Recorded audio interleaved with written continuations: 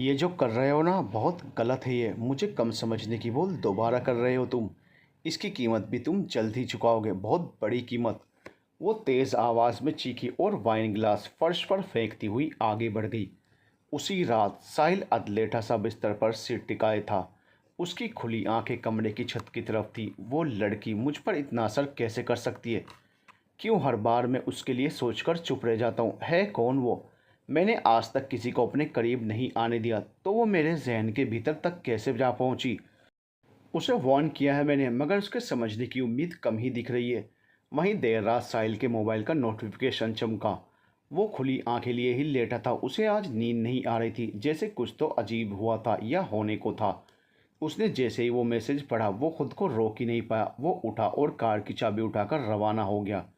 हालांकि उसने फ़ोन करके उसी वक्त उस शख्स को सब कुछ सुनाकर अपने मन की भड़ास निकाल ली थी, पर उसे इन सब के पीछे होने के लिए जिम्मेदार इंसान पर हद से ज़्यादा गुस्सा आया हुआ था।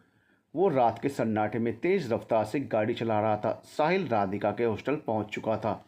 आधी रात के 3 बजे थे। राधिका जहां अपने ख्यालों को शब्द देने में कामयाब हो रही थी कि हाँ, उसका झुकाव साहिल के लिए बढ़ता ही जा रहा है, जो कुछ अलग सा ही है, और यकीनन वो इसे अब कम नहीं कर पाएगी। ये बढ़ता ही जाएगा। उसे महसूस होने लगा कि साहिल ने जब उसे भरत से बचाया, तभी से वो उसकी तरफ झुकी जा रही थी। हालांकि जो उसने किया था, उसने उसे इंसानियत का नाम दे दिया था, पर अब वह गुजरते दिन के साथ उसकी साहिल के लिए पनपी नफरत कम होने लगी थी, जो वक्त के साथ ख़त्म भी होने लगेगी। और वो अपने दिल के भीतर दबी आवाज़ को आज अल्फाज दे ही देती कि उसके कमरे का दरवाज़ा खटखटाने की आवाज़ आई। वो चौंक कर बैठ गई कि इस वक्त कौन होगा।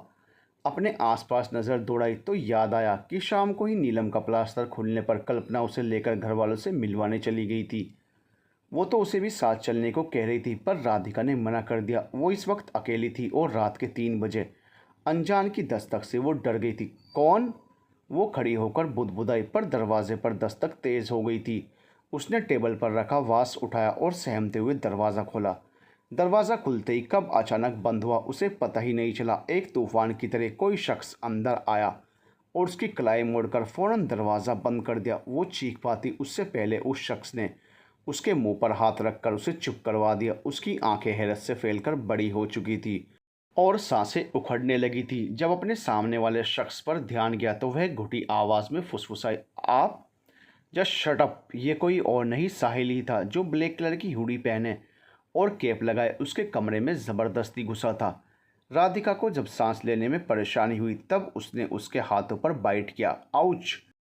साहिल हाथ हटाकर करहा उठा। समझते क्या हैं आप खुद को? एक अकेली लड़की के कमरे में यूं आधी रात को आकर? वो बरस पड़ी। बंद करो अपनी ये बकवास। मेरे आने का पता नहीं तुम कौन सा बेहुदा मतलब निकाल रही हो। But for your kind information miss Radhika, तुम्हें बता दूं कि अब तुमने अपनी लिमिट क्रॉस कर दी है। वो गरजते हुए बोला। आप चाहते क्या हैं? मुझसे इस तरह बात क्यों करते हैं, जैसे आपकी लाइफ की सबसे बड़ी प्रॉब्लम मुझसे ही है? वो भी उसके बराबर खड़ी थी। रॉन्ग, तुम खुद एक प्रॉब्लम हो। मेरी गलती तो बताइए। आज ऑफिस में भी आप? तुम्हें बताने का फ़ायदा क्या होगा? तुम जैसी केयरलेस लड़की को कुछ समझ ही कहाँ आएगा।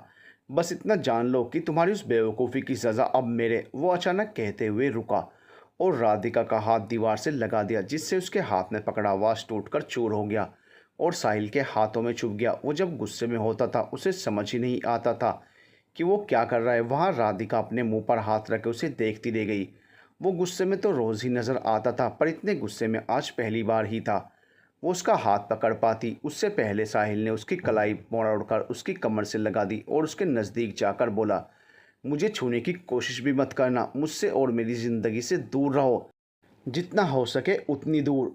तुम्हें अंदाज़ा भी नहीं तुमने क्या किया है। राधिका अपनी ताकत लगाकर उससे छूट कर बोली, बस बहुत हुआ आपका। ये किया है, वो किया है, इतनी देर से यही सुने जा रही हूँ।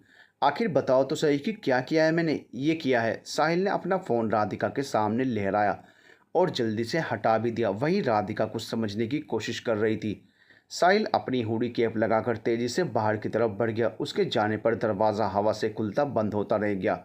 उसके जाते ही राधिका को याद आया कि उसे साहिल ने एक मैसेज दिखाया था, जिसमें जिक्र किया गया था कि अपनी बेवफाई की बहुत बड़ी कीमत चुकाओगे तुम, साहिल मल्होत्रा। उसने सरसरी नज़रों से भेजने वाले का नाम पढ़ा था, जो किसी लड़की का था, रितिका। राधिका इन सब के लिए कहाँ तैयार थी। वो तो साहिल की हरकतों से ही कांप उठी थी कि वो यहाँ क्यों आया है और इस तरह का बर्ताव आज उसने पहली बार ही किया था। फिर अचानक आज वाले इंसिडेंट का कनेक्शन किसी लड़की से कैसे जुड़ गया वो समझ ही नहीं पाई। क्या सच में साहिल की ज़िंदगी में कोई है या जा चुकी है और राधिका के आने की आहट से वो साहिल के किसी खास को नुकसान पहुंचाने की कोशिश करेगी। उफ, साहिल से जुड़े ऐसे कितने ही पहलू हैं जो अनकहे अनसुने हैं। अगर उसकी ज़िंदगी में कोई लड़की है तो क्या वो उसकी मोहब्बत थी? फिर साहिल की नफ़रत के पीछे भी कोई लड़की है? राधिका का दिमाग सोचकर ही फटने लगा था। वो अपने दोनों हाथ अपने कानों पर रखकर ज़ोर से चिल्ला पड़ी, अपनी शख्सियत पर इतना कड़ा पहरा क्यों लगाए हुए हो? हर बार क्यों चले आते हो मुझे अपनी ज़िंदगी से जुड़ी आधी अधूरी बातें बताने? क्यों हैं आप इतनी बड़ी पहेली क्यों? राधिका अगले रोज़ ऑफिस गई। तब साहिल मौजूद ही नहीं था। वहीं उसे पता चला कि नीरज भी नहीं आया। रोहन बता रहा था कि साहिल किसी काम से पुणे गया है और आज लीव पर रहेगा। Okay then back to work guys, वो बोला और कोल्ड कॉफ़ी लेते हुए सबको काम करने का कहने लगा। वहीं राधिका फाइल्स रखने के बहाने साहिल के केबिन में जाकर सब पता लगाने की कोशिश करने लगी।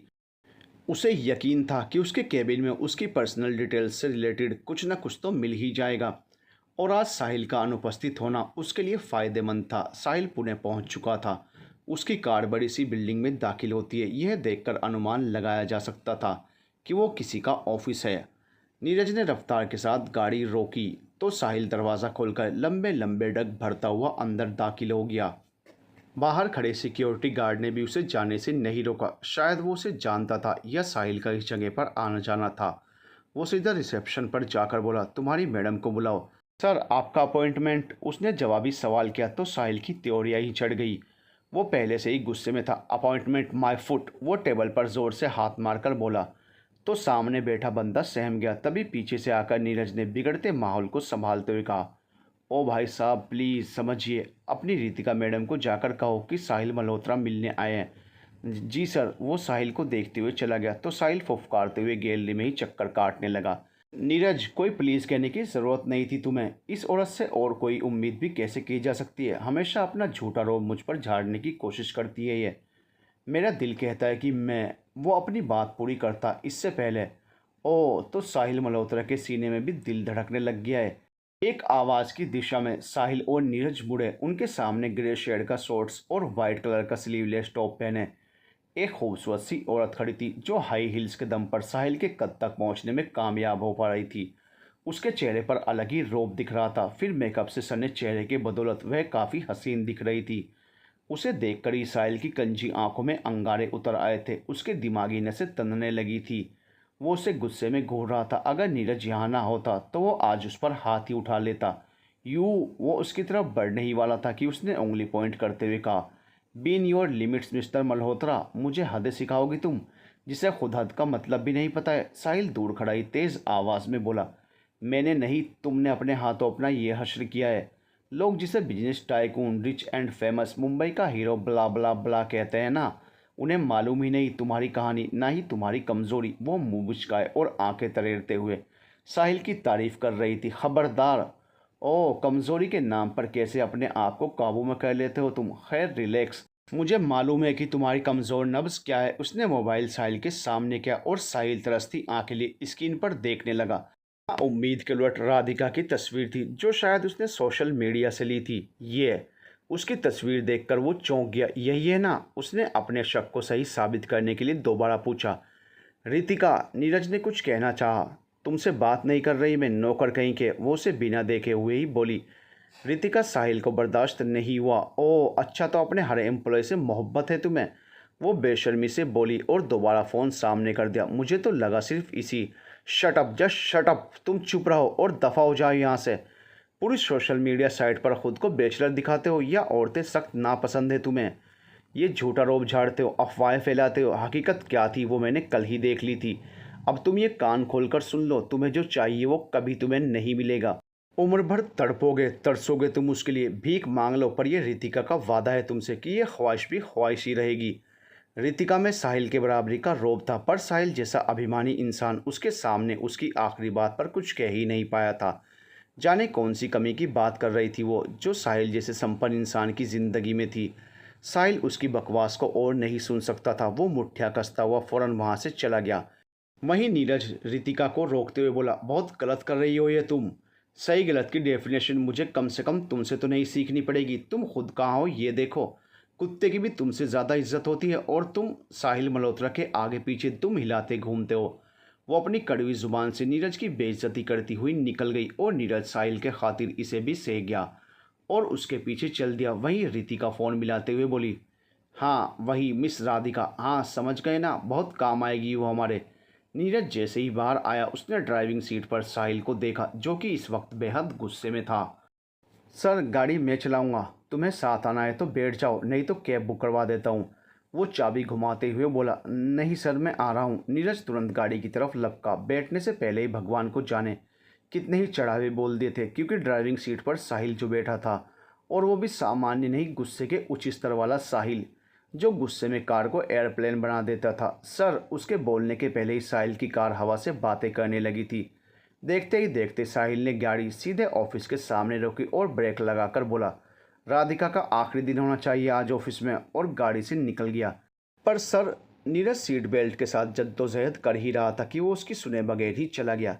ये अच्छा है, करे कोई भरे कोई। ये साहिल सर को क्या हो जाता है उस औरत से बात करते ही। वो सारा गुस्सा उस बेकसूर राधिका पर ही क्यों निकालते हैं, पर मैं ऐसा होने नहीं दूंगा। वो ऑफिस में चला गया। वहीं राधिका राह तक बैठी थी कि साहिल कब आए और वो उससे अपनी उलझन सुलझाए, क्योंकि उसे उसके केबिन में कुछ भी खास नहीं मिला था। आज उसका किसी काम में मन नहीं लग रहा था। उसकी नज़र बार बार साहिल के केबिन की तरफ उठती जा रही थी। साहिल कुछ देर बाद आया तो था, पर इस तरह पास से निकला जैसे वो उसे जानता तक नहीं हो। राधिका को उसका ये रवैया खलने लगा था। वो उससे बात करना चाहती थी तो उसके पीछे गई और उसी वक्त साहिल ने दरवाज़ा। उसे मालूम नहीं था कि वो पीछे खड़ी थी, या शायद पता भी था। यूं ही पूरा दिन बीत गया और राधिका शाम तक साहिल के बाहर निकलने का इंतज़ार करने लगी, पर उसने खुद को पूरी तरह बिजी कर रखा था। थक हार कर वो नीरज के केबिन में चली गई। नीरज सर, साहिल सर की ज़िंदगी में कोई और है क्या? वो बिना लाग लपेट के सीधे पॉइंट पर आकर बोली तो नीरज भौचक्का सा उसे देखता रह गया, जैसे पूछ रहा हो कि इसे कैसे मालूम, ऐसे क्या देख रहे हो, कोई है क्या? वो इस बार तेज़ बोली तो वो उठकर दरवाज़ा बंद करके आ गया। ऐसा क्या कहा मैंने? तुम ऐसी हरकतें करती ही क्यों हो जिससे सर को गुस्सा है? कौन सी नई बात है? वो तो गुस्से में ना हो तब नया सा लगता है। वो आराम से कुर्सी पर बैठती हुई बोली, आई थिंक अब तुम्हें घर जाना चाहिए। नीरज अचानक दरवाजे की तरफ देखकर फाइल समेटता हुआ बोला, पर मुझे सच जानना है। कैसा सच? अब तक साहिल आ चुका था। दोनों ने पलटकर देखा तो वो अपनी पैंट की जेब में दोनों हाथ डाले उन्हें ही घूर रहा था, जैसे नज़रों से ही कह रहा हो कि मेरे पीठ पीछे ये सभी बातें चलती हैं क्या? उसे देखकर नीरज की तो बोलती ही बंद हो गई। वही राधिका उसे घूरती रही।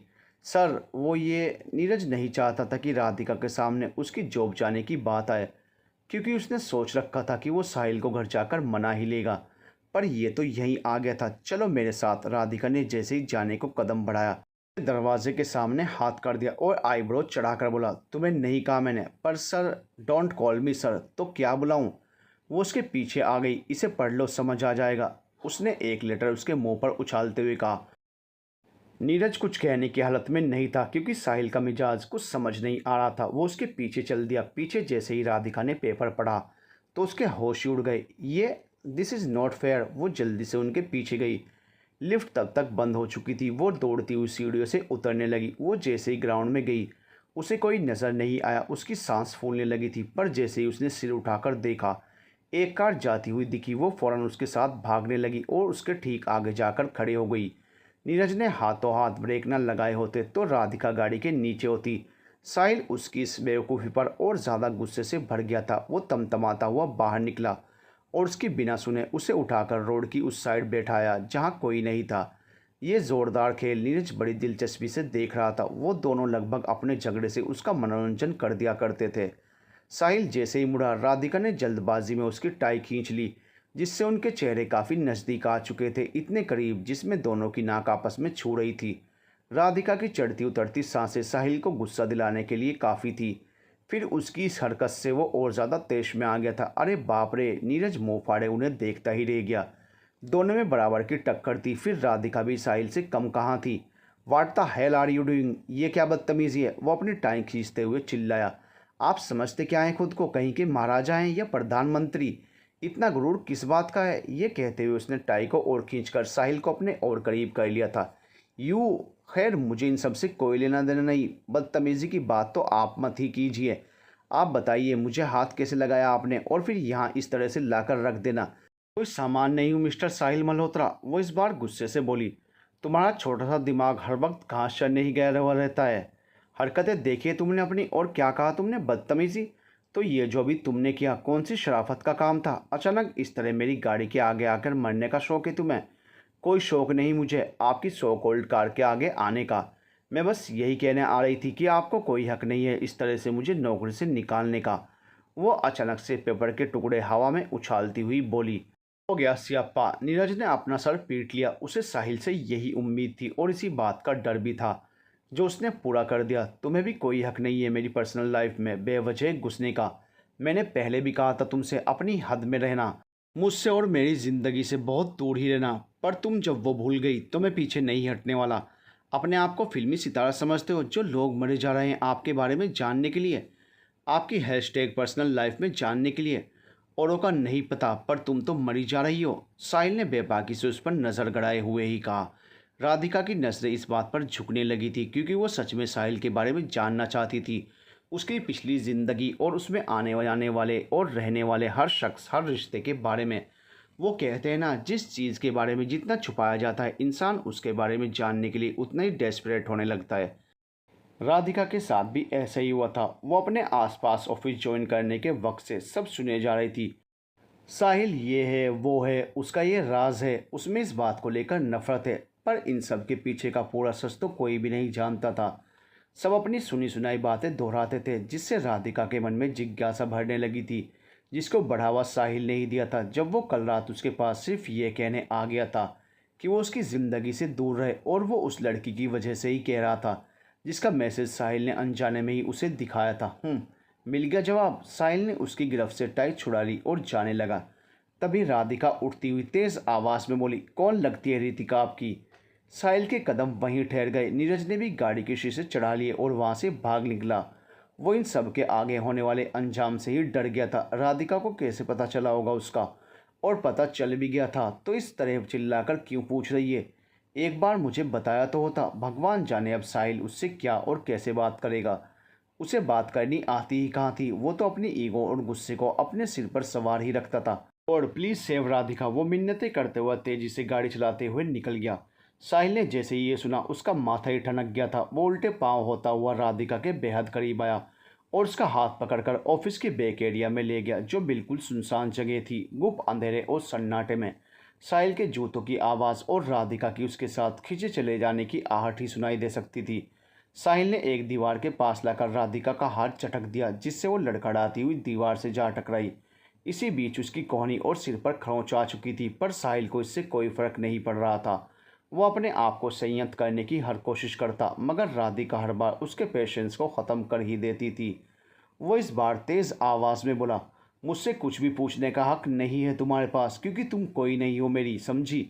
और ना ही बनने की कोशिश करो। तुम हर बार भूल कैसे जाती हो कि मैं साहिल मल्होत्रा हूँ, कोई मामूली इंसान नहीं जो तुम जैसी लड़की को। खैर मुझे तुमसे कोई बात ही नहीं करनी, और बाहर जो तुमने कहा उसे अपनी याददाश्त ही मिटा दो।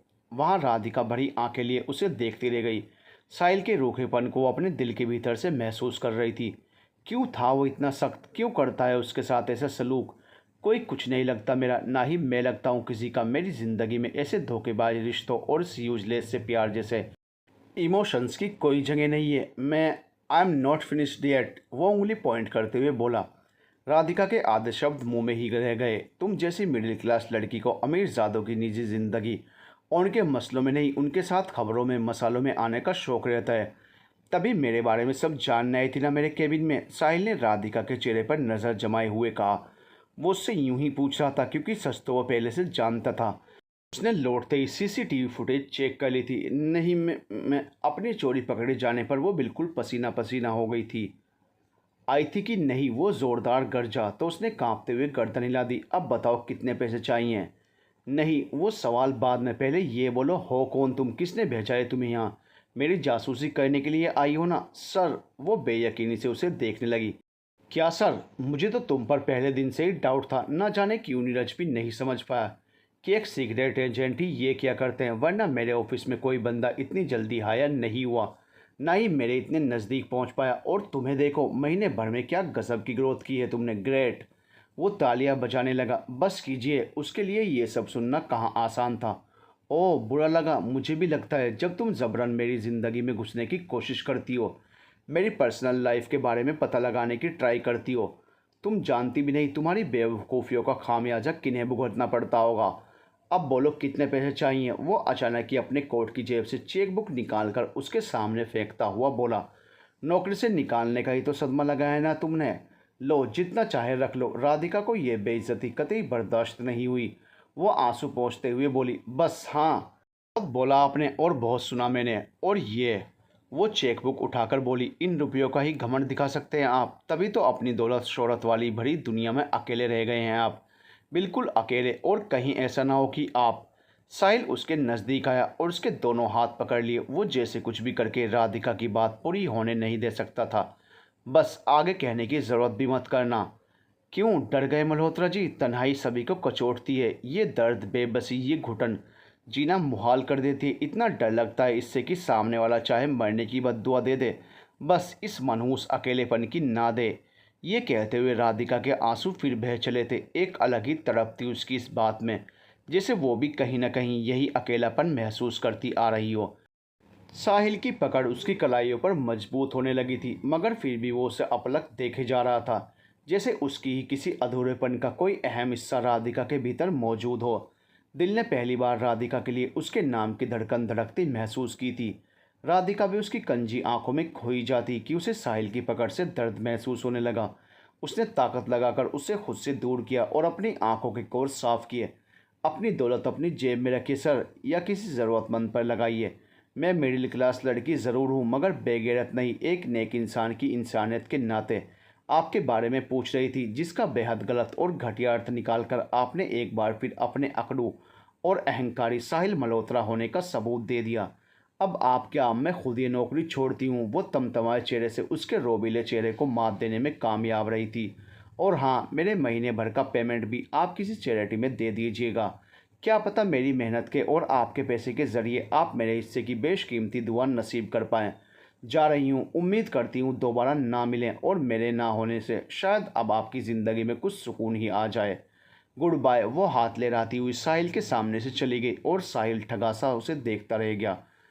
वो देखता रह गया लड़कियों के बदलते स्वरूप को, वो देखता ही रह गया खुद की टक्कर के वजूद को, वो देखता ही रह गया राधिका जैसी लड़की को जाते हुए, जो धीमी हवा की तरह उसकी ज़िंदगी में आई थी, पर आंधी की तरह सब कुछ तहस नहस करती हुई जा रही थी।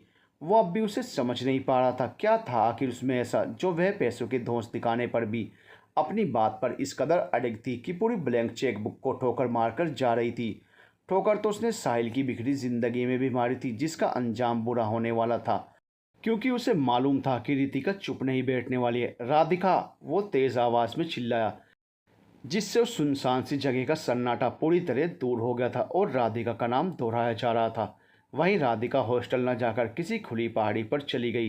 रात के अंधेरे में वो लड़खड़ाती हुई जैसे कैसे वहां पहुंची थी, और सबसे ऊपर पहुंचते ही ढेर हो गई। उसकी आंखों से आंसुओं का सैलाब उमड़ पड़ा था। साहिल के तीखे शब्द उसके कानों में पिघले हुए शीशे के जैसे काम कर रहे थे। किसने भेजा है तुम्हें यहाँ? किसके लिए काम कर रही हो? बताओ कितने पैसे चाहिए? तुम जैसी मिडिल क्लास लड़की को यही चाहिए ना? गजब की ग्रोथ की है तुमने। बस साहिल मल्होत्रा, बस। वो अपने कानों पर हाथ रखकर जोर से चिल्लाई। शुक्र इस बात का था कि रात के अंधेरे की वजह से उसे खुलकर रोने और चिल्लाने का बहाना मिल गया था। और जगह भी जाने कितना जहर बढ़ा पड़ा है आपकी कड़वी ज़ुबान में। और उससे भी ज़्यादा मेरे लिए आपके मन में कोसती हूँ मैं खुद को अपनी ज़िंदगी के उस दिन के लिए जिस दिन आपसे मेरा सामना हुआ था, और उससे भी ज़्यादा उस दिन को जब मेरे पागल दिल ने आपके लिए धड़कना शुरू किया था। क्यों खिंची जाने लगी थी मैं आपके लिए, जबकि मुझे मालूम था कि आप इंसान नहीं, पत्थर हैं, नहीं चट्टान, दुनिया की वो मजबूत चट्टान जिसे कोई हिला भी नहीं सकता। फिर तोड़ना तो सपने की बात है। आज आपने सच में अपने आप को सही साबित कर ही दिया कि आप किसी के नहीं। तो मैं क्यों पागल हो चुकी थी? अब बस मुझे मिलना ही नहीं है आपसे, कोई ताल्लुक़ ही नहीं रखना। अब से आपके और मेरे रास्ते अलग होंगे, हमेशा हमेशा के लिए। वो पक्के इरादे से उठी और अपने रास्ते पर चल पड़ी। वही साहिल अपने घर लौट आया था। उसे हॉल में ही नीरज बैठा हुआ दिखा। वो कोट और टाई उतार कर फेंकता हुआ ही अंदर आया। नीरज उसकी शक्ल से अंदाज़ा लगा चुका था, फिर भी खुद को कड़ा किए वहीं बैठा रहा। उसे आज बात करनी थी। सर, नीरज अपनी बात कहने के लिए खड़ा हुआ। अपनी जॉब से प्यार है तो अभी यहाँ से चले जाओ। वो बिना उसे देखे ही आगे बढ़ गया। नहीं, मुझे किसी मैटर पर कोई बात नहीं करनी नीरज। पर I said no means no. Neeraj वो आखिरी लाइन को जोर देकर बोला तो नीरज हार मानकर चला गया। इस वक्त सच में बात करने से बात सिर्फ बिगड़नी ही थी, तो उसने जाने में ही अपना भला समझा। साहिल अपने शर्ट की स्लीव्स को मोड़ता हुआ सीधा अपने पर्सनल बार की तरफ बढ़ा और रेड वाइन की बोतल उठाकर सीढ़ियों की तरफ बढ़ गया। आप सब भी जा सकते हैं, वो जाता हुआ ऑर्डर देकर बोला। तो एक एक करके सभी सर्वेंट स्टाफ भी अपनी जान बचाते हुए भाग निकले। साहिल जब भी शराब को गिलास में ना डालकर सीधा बोतल लेता हुआ अंदर जाता था, तब वे सभी समझ जाते थे कि मामला गंभीर है और अब साहिल को पूरी रात अकेले ही छोड़ना मुनासिब है, क्योंकि उसे झेलने वाला, बर्दाश्त करने वाला ग्रेट नीरज ही जब चला गया तो उन्हें भी विदा हो ही जाना चाहिए। साहिल ने अपने फ्लोर पर आते आते एक साथ सारे घर की लाइट्स ऑफ कर दी। वो अपने घर को अपनी ज़िंदगी के जैसा बना चुका था, बिल्कुल अंधेरा और सन्नाटे से भरा। वो एक घूंट में आधी बोतल ख़त्म करके शावर लेने चला गया। भीग जाने से उसमें नशा जल्दी आने लगता था। उसने जैसे ही शावर चालू किया, फिसलता हुआ दीवार से टकरा गया और कोहनी पर दर्द का एहसास होने लगा। उसे अचानक राधिका को धक्का देना और फिर उसकी कोहनी छिल जाना याद आया। एक अलग सा दर्द महसूस हुआ था उसे। वहीं दूसरी तरफ राधिका अपने ज़ख्म पर मरहम लगाने की बजाय उसमें खून का रिसाव होने दे रही थी। वो इस ज़ख्म को ठीक न करके यूं ही रखना चाहती थी। दिल की बेइंतहा नफरत का सिला समझकर वो लड़की क्यों आई थी मेरी वीरान सी जिंदगी में। पहले पहल ऑफिस में जब वो दिखती थी तो एक चिढ़ सी होती थी मुझे उसकी मौजूदगी से, जिसे क्यों है वो मेरे सामने। अब जब उसे इतना कुछ सुना आया और इतनी तकलीफ़ दे आया, तो क्यों मेरा पत्थर दिल उसके लिए मुझसे ही रूठा पड़ा है। बस अब बहुत हुआ। मैंने अपने दिल की कभी सुनी है जो अब सुनूंगा। कोई नहीं है वो मेरी, ना ही कभी हो सकती है। आज जो भी किया ठीक किया मैंने, सही किया जो वक्त पर ही उसे उसकी औकात दिखा दी, क्योंकि उसकी कमज़ोरी मुझे मालूम है। सही कहा था उसने, मिडिल क्लास लोगों के पास पैसे भले ही कम हो, मगर स्वाभिमान में वो अमीरों से ज़्यादा रईस होते हैं। तभी मैंने उसके स्वाभिमान पर चोट की ताकि निकल जाए वो मेरी ज़िंदगी में दाखिल होने से पहले ही। दूर रहे मुझसे। वो बाल झटकता हुआ बाथरोब पहनकर बाहर निकल आया और दोबारा शराब पीने लगा। साथ ही ड्रॉर से सिगरेट का पैकेट निकालकर पास ही पड़े काउच में धंस गया। उसकी आंखें दोगुने नशे, शराब और सिगरेट की शिकार हो चुकी थी, जिसमें नींद भी अपना असर शुरू करने वाली थी, पर वो खुद पर काबू कर सकता था। वो लड़खड़ाता हुआ उठा और अपने कमरे से निकलता हुआ ऊपर के फ्लोर पर जाने के लिए मुड़ा। वो खुद को चाहे जितना भी रोक लेता, मगर नशे में उसके कदम उस तरफ रुक कर ही लेते थे जहाँ जाना उसने खुद के लिए वर्जिश सा कर रखा था। उसने स्मार्ट लॉक से दरवाज़ा खोला और उस खुफिया कमरे के अंदर दाखिल हो गया। उस दिन के बाद से राधिका ने सच में अपने रास्ते बदल लिए थे। उसके दिल में साहिल के लिए जो भी पल भर का झुकाव या लगाव जगा था, वो उसने उसी दिन ख़त्म कर दिया जब उसने उस पर जासूसी करने का इल्ज़ाम लगाकर उसे बेइज्जत किया था। मगर दिल के किसी कोने में ऐसी कोई छुपी हुई फीलिंग अब भी रह गई थी, जिसकी वजह से वो साहिल के खिलाफ कोई एक्शन नहीं लेना चाहती थी। तभी तो कल्पना और नीलम ने उसे लाख समझाया था कि ज़िंदगी ऐसे नहीं चलती, कि हर चीज़ को फिर वो चाहे कितनी भी गलत क्यों ना हो नज़रअंदाज कर आगे बढ़ते रहो। कहीं किसी जगह पर हमारा बोलना ज़रूरी भी होता है। फिर यहाँ तो बात उसके करियर की थी, उसके मेहनत के पैसों की थी, जो उसने साहिल के ऑफिस में काम करके कमाए थे। वो उसके हक के पैसे थे, ऐसे कैसे छोड़ आई तू?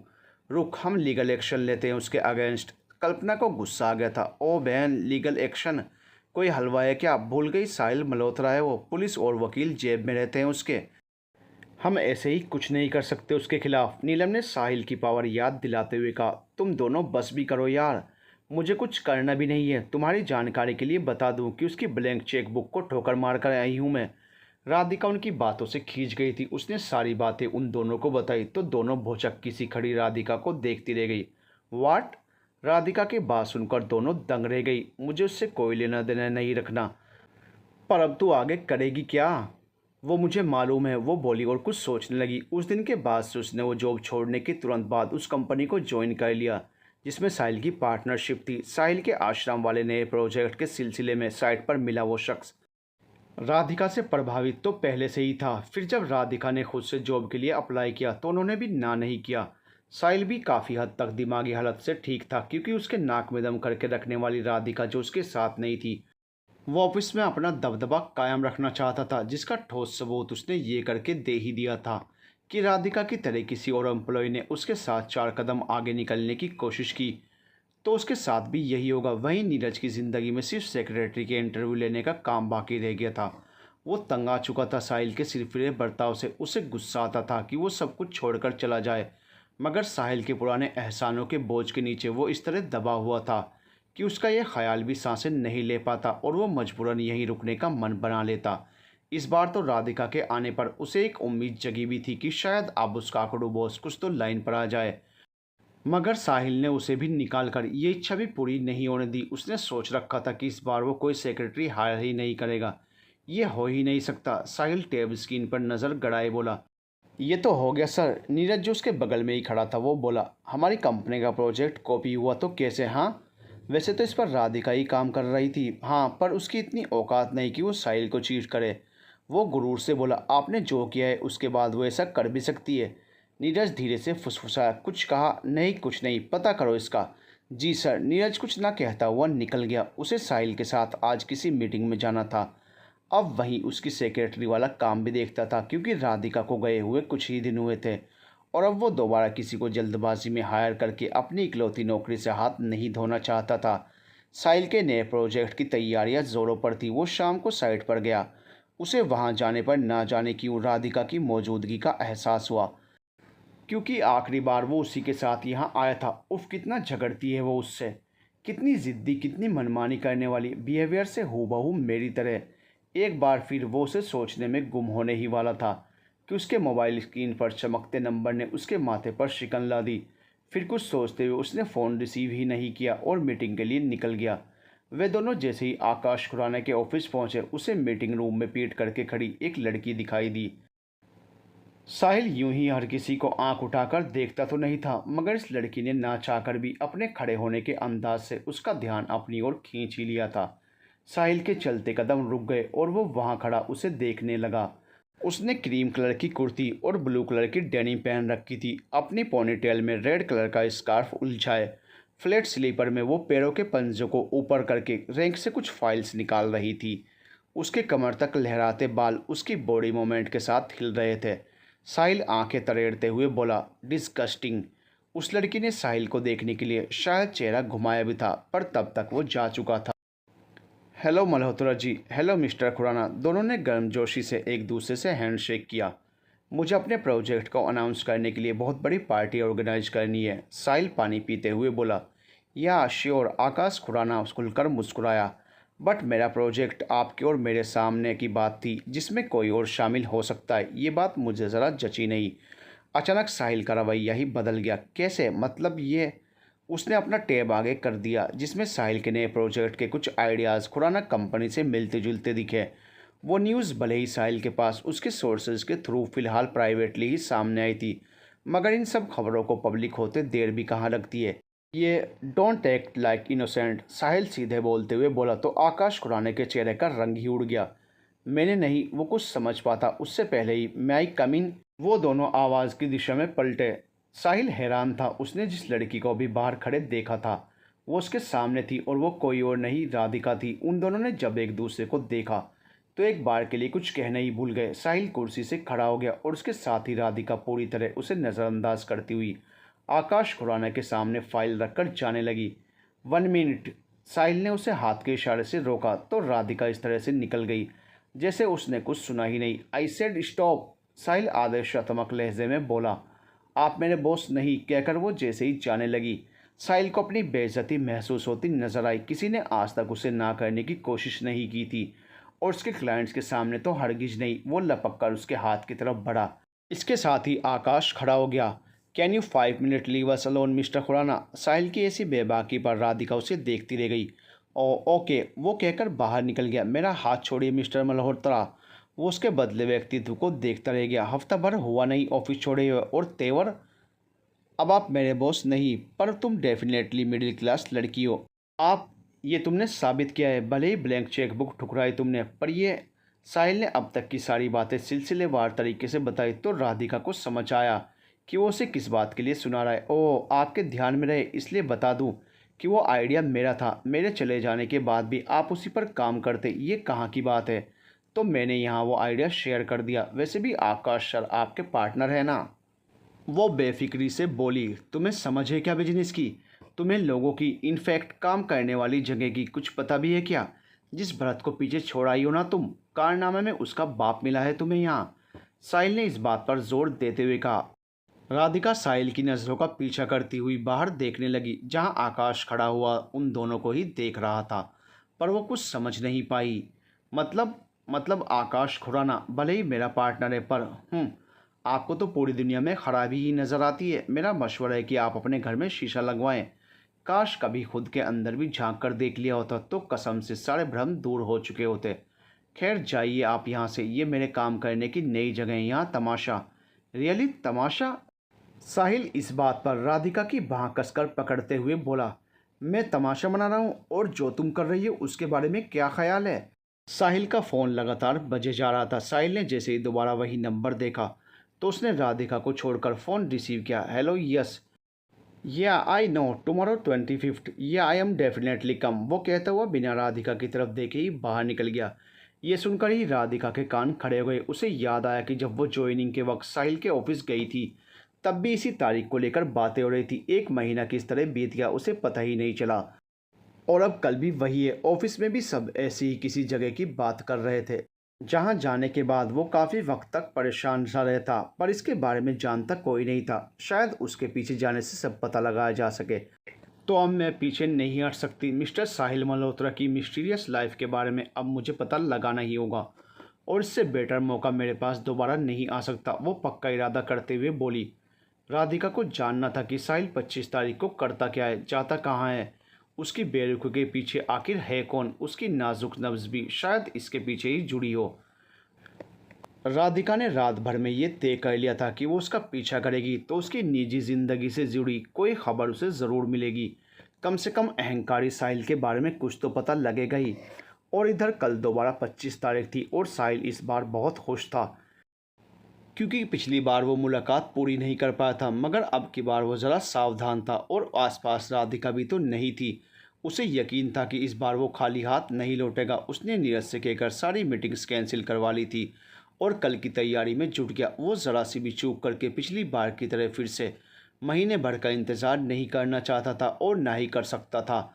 अगर इस बार कुछ भी गलत हुआ तो साहिल अपना आपा ही खो बैठेगा, क्योंकि ये महीना ही उसके लिए बहुत भारी गुजरा था और ऊपर से अचानक राधिका का उसकी ज़िंदगी में आना और चले जाना उसकी शांत पड़ी ज़िंदगी में तूफान ले आया था। ऐसे में उसे सुकून के पल चाहिए थे, जो यकीनन उनसे कल ही मिलने वाले थे। वो बेफिक्र होकर नींद के आगोश में चला गया। अगली सुबह साहिल नीरज के साथ निकला। राधिका भी अपनी तैयारी के साथ थी। सुबह वो मल्होत्रा मैंशन के आगे साइकिल लिए खड़ी हो गई, क्योंकि किसी और साधन से पीछा करना खतरे से खाली नहीं था। तो उसने साइकिल चुनी जो किसी भी जगह से निकल सकती है और वक्त आने पर छुप भी सकती है। नीरज गाड़ी बढ़ा चुका था। राधिका भी उनकी कार का पीछा कर रही थी। साहिल की नज़र से कोई बच पाया है जो वह बचती। उसे गाड़ी के फ्रंट मिरर से पीछे की साइड में हुडी में आता हुआ एक शख्स दिखा, जो बहुत देर से साहिल की कार की दिशा में ही मुड़े जा रहा था, उनके पीछे आ रहा था। वो बोर्डिंग स्कूल वाला रास्ता ही था और अब साहिल कोई रिस्क नहीं लेना चाहता था, क्योंकि उसे इस महीने हर हाल वो मुलाकात पूरी करनी ही थी, जो पिछली बार किन्हीं कारणों से अधूरी रह चुकी थी। नीरज को गाड़ी की स्पीड कम करने के लिए कहकर वो कुछ सोचने लगा। तब गौर किया कि उस बंदे ने भी साइकिल धीरे कर ली और छुपने की कोशिश में था। अब उसका शक यकीन में बदल चुका था। उसने गाड़ी रोकने को कहा और पल भर में गाड़ी से बाहर निकल गया। तब तक साइकिल और वो बंदा दोनों नदारद थे। उसे ताज्जुब हुआ, पर इस बार उसने नीरज से रास्ता बदलने के ही कह दिया। कुछ ही देर में उनकी गाड़ी तेज़ रफ्तार में अपना रास्ता बदलती हुई निकल गई और पेड़ के पीछे साइकिल लिए खड़ी राधिका छुपने की कोशिश में तो कामयाब हो गई थी, लेकिन अगर वो वहीं रहती तो साहिल बेधड़क उसके सामने आ जाता और उसे पहचान जाता। फिर उसके यहाँ होने का कारण पूछता, जिसके लिए उसके पास बना बनाया जवाब तैयार ही नहीं था। उसने छुपना तय किया, मगर वो उससे तो बच गई, पर जैसे ही साइकिल लेकर दोबारा निकली तो रास्ता सुनसान पड़ा था। वो तो साहिल के भरोसे ही इस अनजान रास्ते पर चल पड़ी थी। उसे मालूम ही नहीं था कि वो शहर के किस छोर पर आ गई है। ओ गॉड, ये मिस्टर मल्होत्रा कहाँ चले गए? अब मैं क्या करूँगी? वो हुडी कैप उतार कर सोचती रही। उसके सामने अब जंगल की तरफ जाता रास्ता और पीछे की तरफ दूसरा लौट जाने का रास्ता ही बचा था। वो किसी भी रास्ते का चुनाव कर पाती उससे पहले उसके करीब से एक काले रंग की वैन निकली और निकलने के साथ उसके चेहरे को ढकते हुए अपने साथ सवार करती हुई आगे बढ़ गई। वो झटपटाती और दबी आवाज़ में कुछ कह पाती उससे पहले वैन का दरवाज़ा बंद हो चुका था। दोस्तों, आखिर कौन था उस वैन में जो राधिका को ले गया? कहीं राधिका किसी खतरे में तो नहीं है? जानने के लिए देखते रहिए, प्यार तो होना ही था।